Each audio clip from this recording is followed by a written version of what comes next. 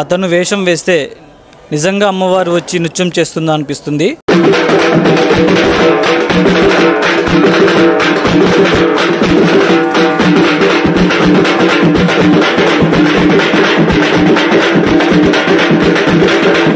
వందలు కాదు కొన్ని వేల ప్రోగ్రామ్స్ చేసి మన ముందు ఉన్నారు. అతనే కాళికా వేణు గారు. నమస్కారం అండి. మీ పూర్తి పేరు, మీరు ఎక్కడి నుంచి వచ్చారు?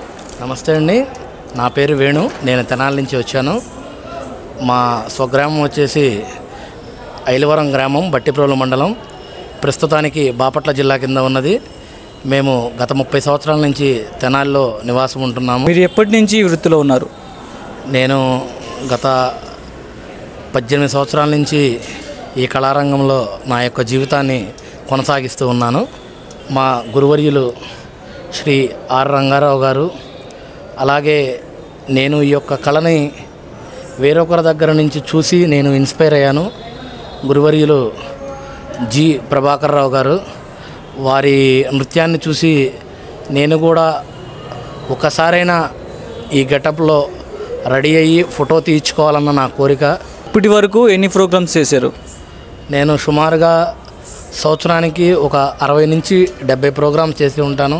ప్రోగ్రామ్ స్టార్ట్ అయిన కాడి నుంచి ఎండ్ అయ్యే వరకు ఇంత వెయిట్ మోస్తున్నారు కదా, మీకు ఎలా అనిపిస్తుంది? అది నేను ఈ ప్రోగ్రాంలు చేయటం అనేది నాకు చాలా ఇష్టంతో కూడుకున్నది. అందరికీ తెలిసిన విషయమే. ఎంత కష్టమైన పనైనా కానీ ఇష్టంతో చేస్తే దాని యొక్క కష్టాన్ని మర్చిపోయి మనం ముందుకు వెళ్తూ ఉండొచ్చు అనేది నా యొక్క ఉద్దేశం. మీరు ఈ వేషధారణ వేయడానికి ఎంత సమయం పడుతుంది? ఓన్లీ ఫేస్ మేకప్ వరకే వచ్చేసి ఒక 2 అవర్స్ దాకా పడుతుంది. నేను పూర్తిగా రెడీ అయ్యి ఇలా మారటానికి 3 నుంచి 3.5 అవర్స్ పడుతుంది.